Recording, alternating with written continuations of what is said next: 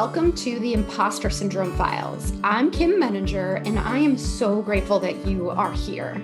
It's now been more than a year since I started this podcast, and I can't tell you how much I've learned and grown from the conversations that we've had here. As you may have heard me share, I have struggled with imposter syndrome and anxiety for much of my life, so this is a very personal journey for me. I do this podcast because I want us to share our stories with each other and to stop suffering in silence. Imposter syndrome is a pretty universal human experience and nothing we should be ashamed of. By listening to or supporting this podcast, you're helping me to advance my mission of destigmatizing this conversation and making it safe for everyone to be vulnerable and get the support they need. Thank you so much for listening. If you enjoy this podcast and would like to support this mission even further, please consider subscribing.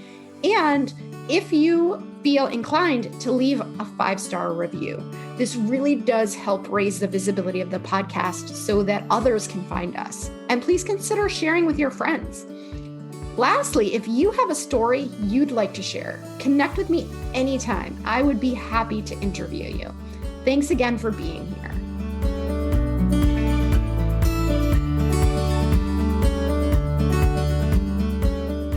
Jennifer, I am so excited to finally have this conversation with you. I can't believe it took us so long to get here, but I'm really excited to talk to you today. Before we jump in, I would love for you to introduce yourself, share a little bit about yourself with the audience. Absolutely. Good morning, Kim. Good morning, everyone. My name is Jennifer Sahady, if I haven't had the pleasure of meeting you yet. And I am someone who helps people with money. I'm a money consultant. It comes from years and years and years of being one of the few people who talks to people about money.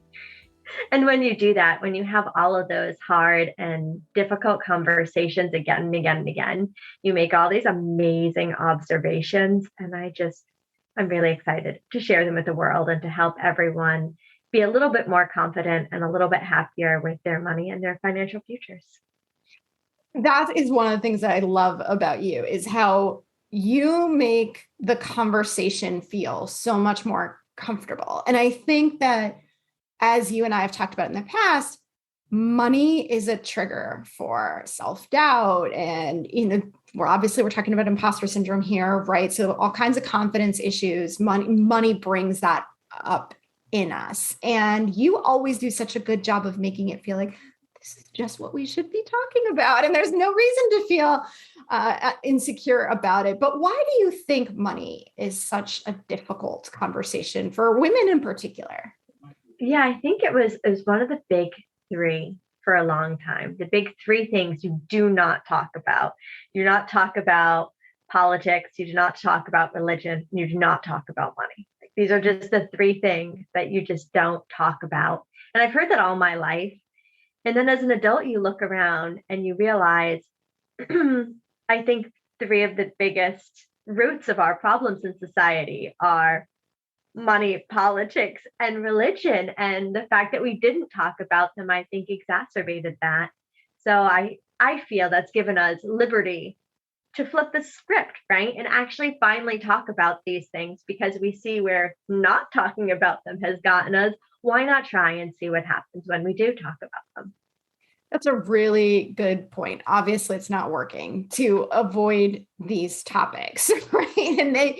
And the more you feel like it's a taboo topic, the more you feel like I don't understand it well enough. Everybody else seems to know so much more than I do because there's no way to validate that, right? Like no one's talking about it. So how do I know? How do I know if I actually am doing well or do know what I'm talking about? So that's one of the things I love about what you bring to this conversation is just making it safe and making it easy. And tell me more about how you got here. Like how did you get to a place where you're uniquely comfortable talking about this?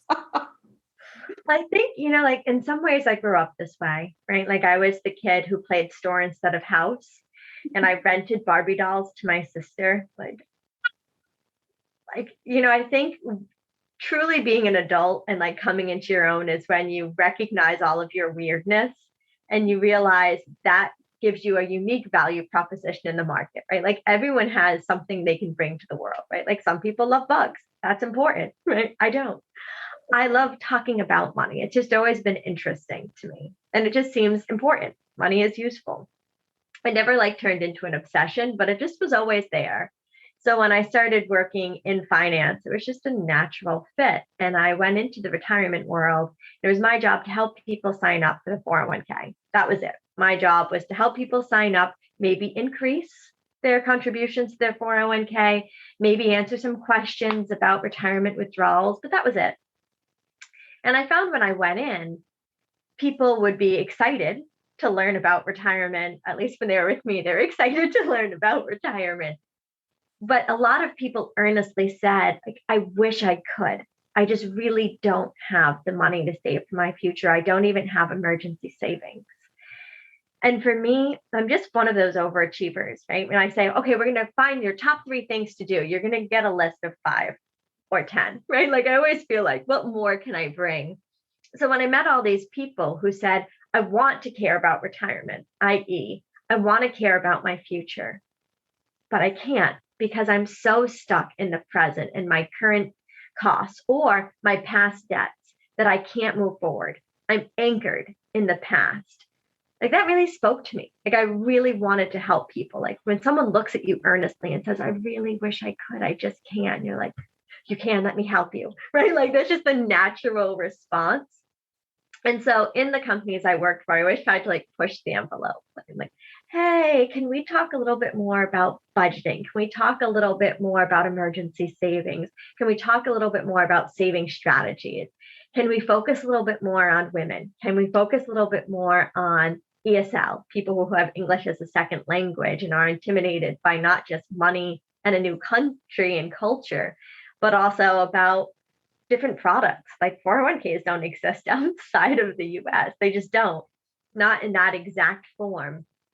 So like I always tried to help a little bit more. And I was always reminded like, this is what your job is. I think anyone who has a job and a giant heart has felt that. But like, can I do this? And your company's like, not really, no. And so I started my own company so that I could, right? Because I saw there was so much I could do to help. And I was tired of hearing, I wish I had met you sooner, or I wish I had known this, or had I only. Like, I just hate hearing regrets. I really believe in living a life without regrets. And I want to help everyone do that. And what are the big challenges that you see? I'm sure there's a lot of them, but like what are the things that you see over and over and over again when you're talking to people about this topic of money? Yeah. So to me, I try to make it really simple and say facing your finances. Like that is the hardest thing.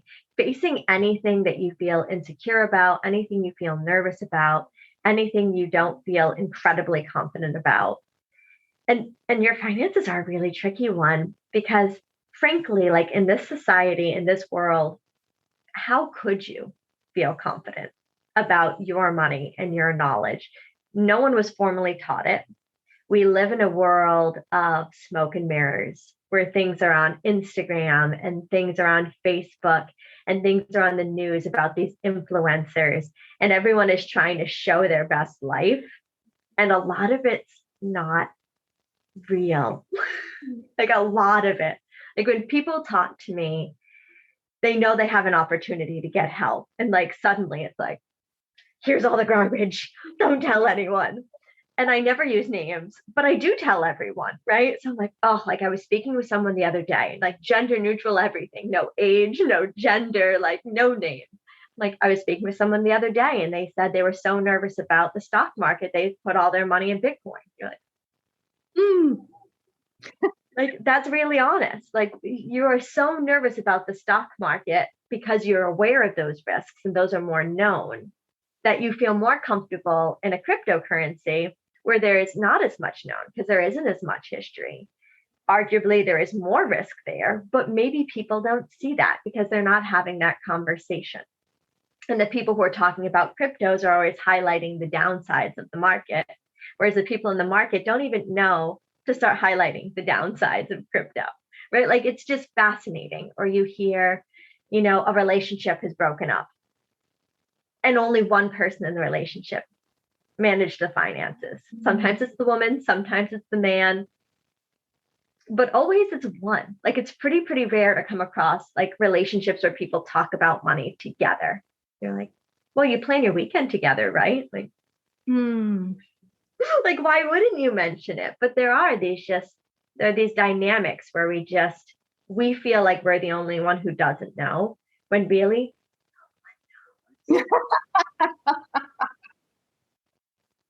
it's true. Like I've met people with millions of dollars and they're like, am I doing this right? I just want a second opinion. Right. And then I'll meet people who clearly need help and they're like, no, I'm good.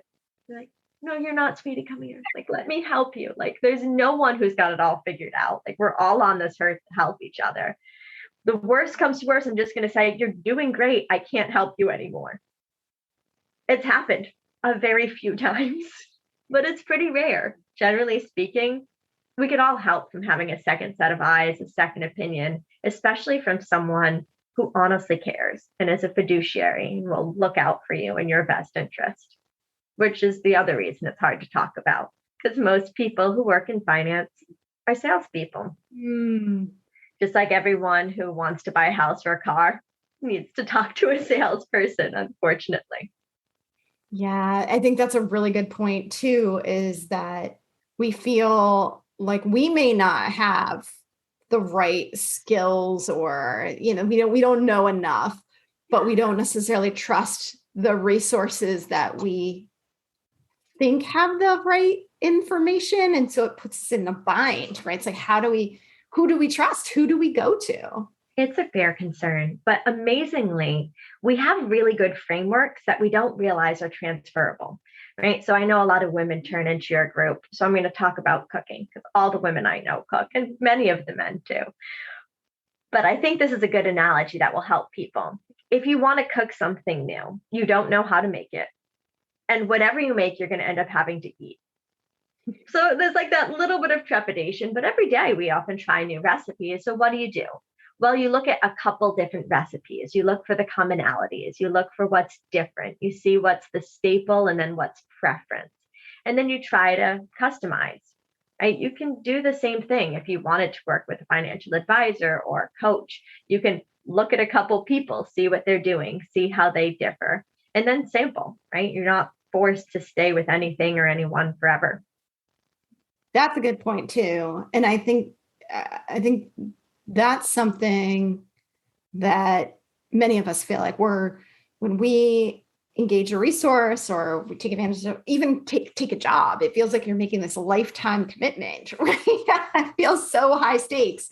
The sampling idea is a great way to think about, let me test this and see if it works. And if not, I can go somewhere else. Right. Yeah. I mean, when you talk about jobs, I've always had I can spend a year here. Right? I am like exactly the bridge gap between the newer generations and the generations that have been our greatest generations, right? And I'm like, I get being responsible and taking a job. And if I don't like it, like keeping that smile and sticking it out for a year to show that I do not give up easily, although I do not put up with being treated poorly, right? Like I do feel like that's an important balance. And I feel like that's the same thing about anything, right? If you went to a hotel and you didn't like it, you wouldn't be like, I made a commitment to stay in this room. I didn't know there were cockroaches, but I am staying here because that's a principle, right? Like if you go to a restaurant and you don't like the food, like you can order something else. Like I believe there's this amazing freedom in saying, I live in America. Like if nothing else, we have choices. Right? It's an incredible gift of being here. So why be tied to anything, right? Like when I work with people, it's often as a one-off. Do you want a second set of eyes on something that your current advisor is doing? Do you just want someone to look through your finances and say, here's what I think you're missing. If you need help with it, I'll help you set it up, right? Like it's just another set of eyes and it's not a commitment forever. And I don't think anything should be. So what do you say? Because I I think that's something that speaks to your character and your integrity, right? But imagine that I'm somebody who's a little insecure. I'm not sure. I don't know what I don't know, right? So I always liken it to going to a mechanic. I don't know enough about cars. If you tell me that I have to replace my entire engine, whatever, I'm going to have to believe you because I don't have enough information, right? So if I'm somebody who's a little bit insecure, I just don't know what I don't know. When I show up and somebody's really aggressive or they're making me uncomfortable, or I don't know how to validate what they're saying, what do I do? Those are such good questions.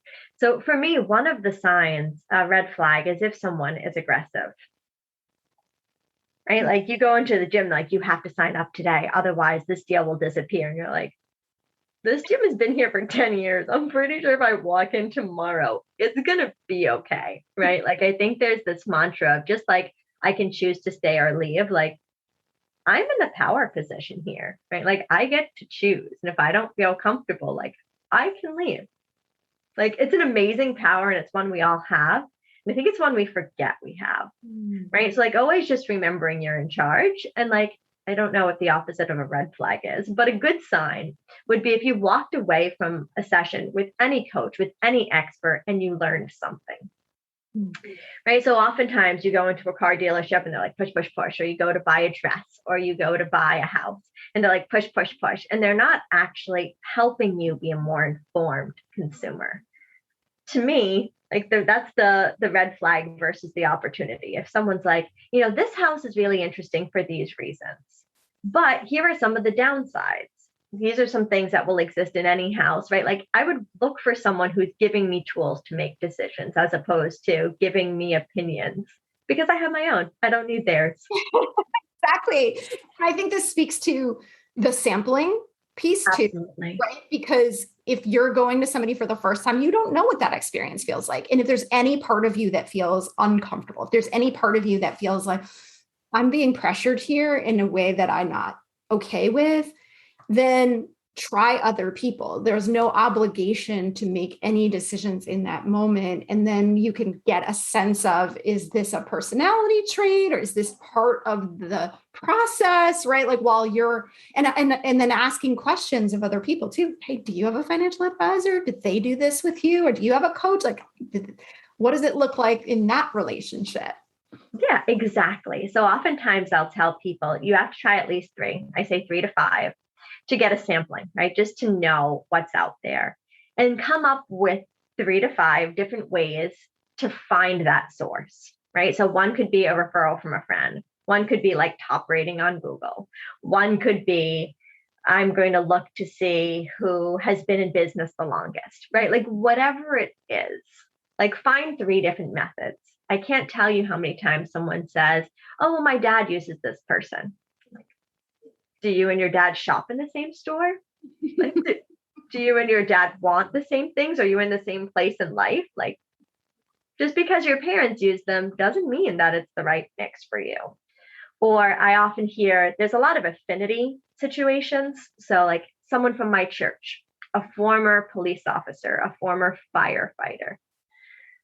And those often get mixed reviews, right? Because if you instantly have an affinity with someone, you don't have to work as hard to prove your knowledge or credibility because people will have like that instant trust. So those I'm extra cautious around. It doesn't mean that they're not good people, but you shouldn't instantly trust them just because you have something in common with them. And that's easier said than done because psychologically, that's what we do. Oh, we went to the same university. Oh, we both have brown hair. Like it's amazing how people like seek for something in common that's completely unconnected to the job you're looking for. Or like the responsibilities, the knowledge, the skill set. That's a very good point. So one of the things that I think we turn to when we aren't sure about other people is online resources, right? And there's so much information out there that it feels like we can just help ourselves. Like, oh, I'll just Google it and see what comes up, right? Like how do we think about that kind of information? Are there things that you would say to be on the lookout for? Or like how would you advise somebody to think about information that is easily available, but not necessarily credible? Absolutely. Such a good question. So to me, it's check your sources, Mm. right? So before I read any article, before I watch any video, I just look at the person first. Who wrote this? And I try to think about why they wrote it. And I try to think about what are some things I should be aware of, right? So we used the example before about like cryptocurrency versus the stock market. So if someone's writing about cryptocurrency, it's probably because they work in cryptocurrency or they sell cryptocurrency. I saw this all the time with 401ks versus IRAs, right? Like, oh, IRAs are so much better. No, 401ks are so much better. I'm like, who do you think has that opinion? Right. And then you have me who I'm like, they're both good. They're completely different products. It's like saying apples are better than oranges. Like it's completely silly. Right. So just remembering that like every product has its purpose. And most people who are writing about it are biased towards that and selling it. Right. So just being aware of that. Right. So this person is going to tell you all the good sides of this, and that's going to be accurate. And then look to whatever other competition there is for those good points of that product and just make a knowledgeable decision. Right. So never look at just one source. Always, just like when you're looking at different advisors, different coaches, different jobs, different spouses, right? Like shop around, make sure you know what you want, make sure you know what you're getting too. And it sounds like too that it feels sometimes like it's easier to access online, but we shouldn't be thinking about it as something that we're not looking for the easy solution, right? Where we want to be thoughtful about Absolutely. Yeah, be thoughtful and make sure you're educating yourself. Right. What I often find, and I know it's easy, and I might get in trouble for saying this so clearly, is that we want to buy a solution. Right. And I'll give you an example outside of the financial world. So let's say it's summer again, like the beginning of summer, and you're looking down at your COVID weight and you're like, oh, I have to leave my house in my sweatpants soon. Is your first thought, I should buy a treadmill or a Peloton? Is your first thought, I should sign up for a gym membership?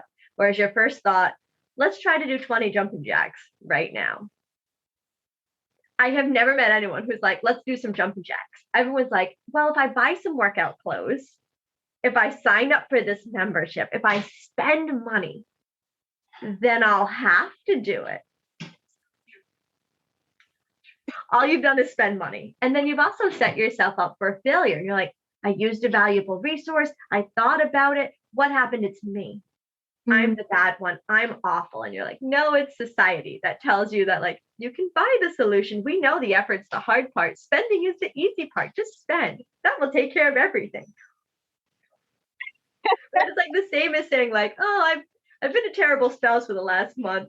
I'll just buy them dinner one night. That should make up for it. No, like hugs, love, support, positive words. Like, yeah, I feel like it's make sure that you're learning something new and make sure that you are sampling it first, right? Like do the minimum cost, the minimum effort, and like see how it works. Day one, do 20 jumping jacks. If you cannot do 20 jumping jacks at home, you're not going to go to the gym. You're not going to use that $1,000 bike. You're not.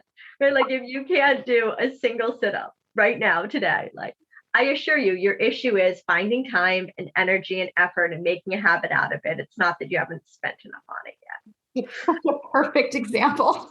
I used to work at a gym. I was like a part-time personal trainer because I was at the gym all the time anyways. And like between money and the gym, like you can observe so much about human behavior and about what our best selves do in our mind and what actually happens.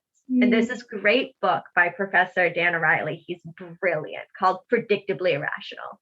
And I'm like deep into behavioral finance. Like there's what we think we're going to do, and then there's what we actually do. And that's what I like to help people with, rather like an individual coaching or in like a group class.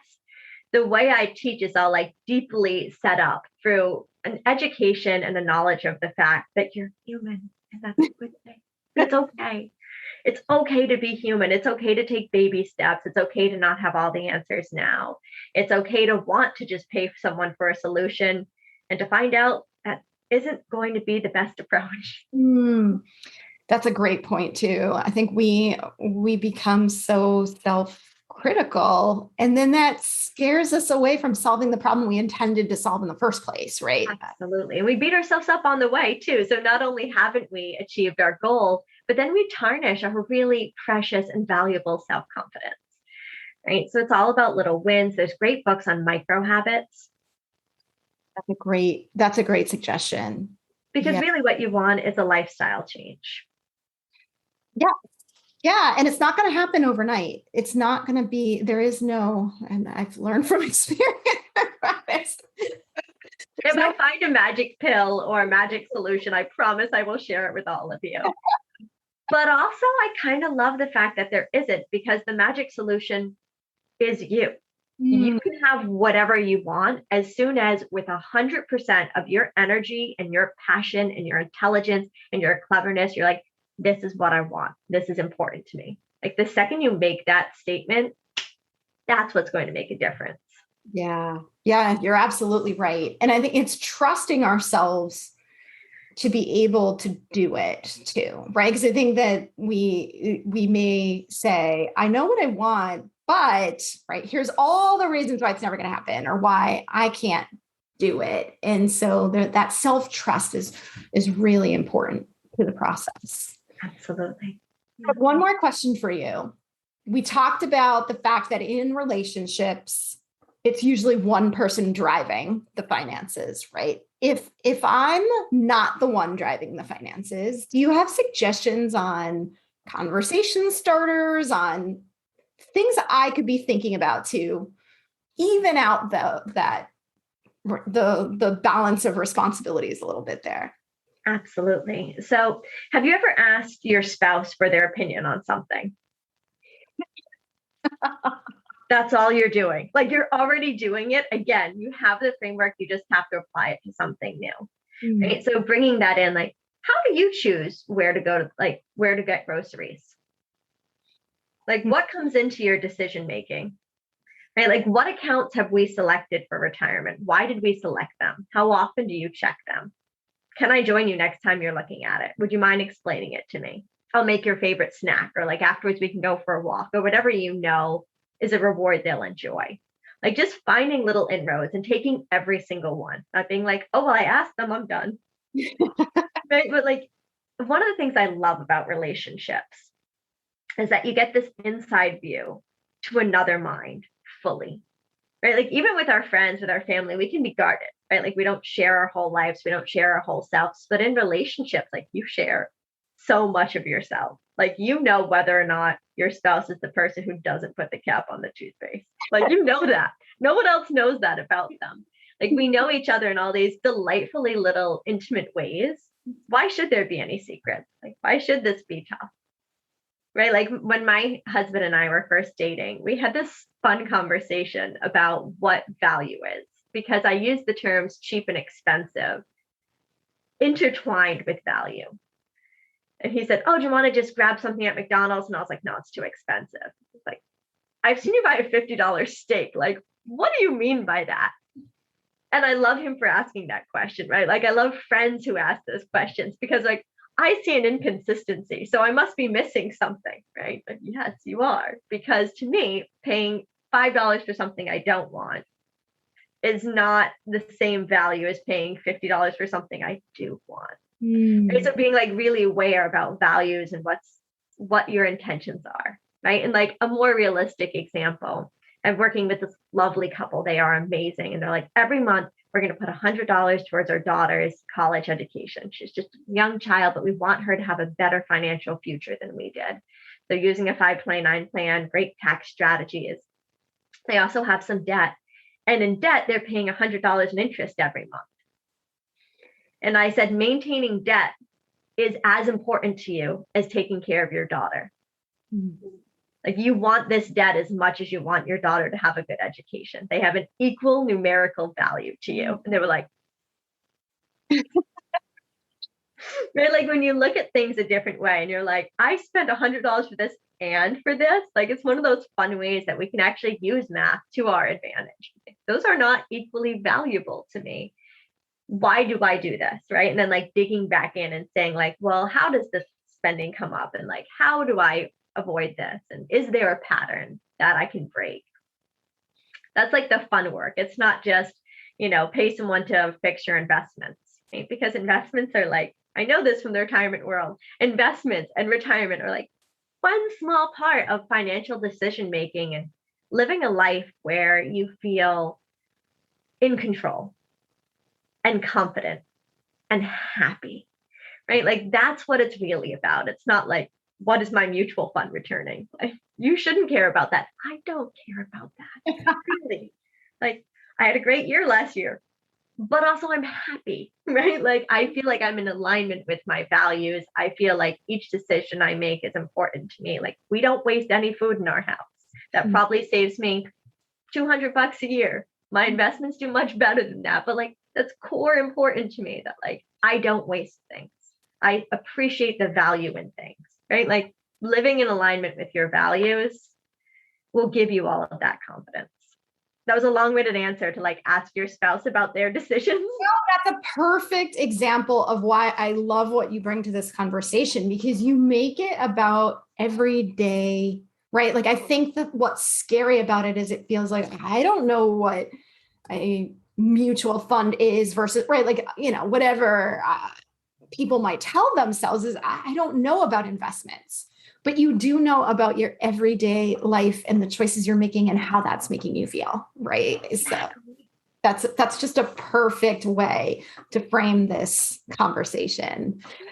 So that's one freebie I'll give you and your audience, right? Yeah. Like if you're trying to check, like, are my decisions in alignment with what I really want? Like keep a little journal, whether on paper or on your phone. Like, I'm going to make this decision. This is how I think it's going to make me feel, and then check back in. Like, I'm going to buy this gym membership. I'm going to buy this new pan. I'm going to get this new car, and I'm going to feel elated. And then 2 weeks later, just like, how'd it work? Right? Like and don't beat yourself up on it, because you are very likely going to be wrong. Like, just spoiler alert, right? Like, you're not going to believe me until you have it. And you're like, that girl, she knows. Like, yes, a lot of observations, but like, it's only after you experience that you're like, maybe I've been looking at this the wrong way. I have control. Like, if this decision isn't making me happy, I'm going to stop making it. Right? And it's like really cool to take that power back. It's just really, really amazing when you see people like, you were right. I'm like, that's when the change comes about. Like when people feel it. It's not when someone else takes control or tells you what to do. It's when you're like, this is my life. I'm the driver. What's up? Like, I got this. I want to go a little bit faster. I want to stop for coffee. Like, it's your life. Do you? That's perfect, because that's exactly how I think about too. If we can suspend or ideally cut out the self-criticism, what that becomes is a data collection process, right? It's all about information. Does this serve me? Does it not serve me? And instead of resorting to, oh, I'm such a terrible person, I made all these big mistakes. No, it doesn't serve me. So I'm going to make a different choice. Absolutely. Right? I'm just collecting data. Right? Just collecting data for decision making. It just makes sense. It's what you do at work all day for other people. Like, why wouldn't you do it for yourself? Right. Oh my gosh, I could be here all day talking to you. You're the same way. Do you have any final thoughts? Anything that you want to say in closing today? Oh my goodness. Just like, I hope you personally, you, Kim, and all of your listeners and watchers realize just how awesome you are. Like, really and truly. I think we beat ourselves up a lot. I've had a lot of people tell me, Jen, you're your own worst enemy, and they were not wrong. Like when I went into business for myself, I was like, I am the meanest boss I ever had. Right? And like recognizing those things and being like, I want to be nicer to myself. Like, huge. So like, if you don't look in the mirror every morning and say like, you're awesome, hear it from me. Like, you are awesome. Like, you are incredible and you are smart and you've gotten to this point in life. There's nothing you can't do, right? Like, if your spouse is the one who manages money, it's just because they chose to do it. You were both born knowing nothing about money or finances, and they learned it over time, and you could too. It's pretty easy to pick up, just like anything else. It takes time. It's a new skill, but it's a really useful one. Like, knowing about money, super useful. And I think it's something we should all improve our EQ on, right? Like, emotional intelligence or IQ on it. It's something that's worth checking out every day. Like read one article, try to learn one thing new, try to take a little bit more control over your decision making, because that's a skill that will help you forever. And it's one that seamlessly passes down to your kids as they watch you.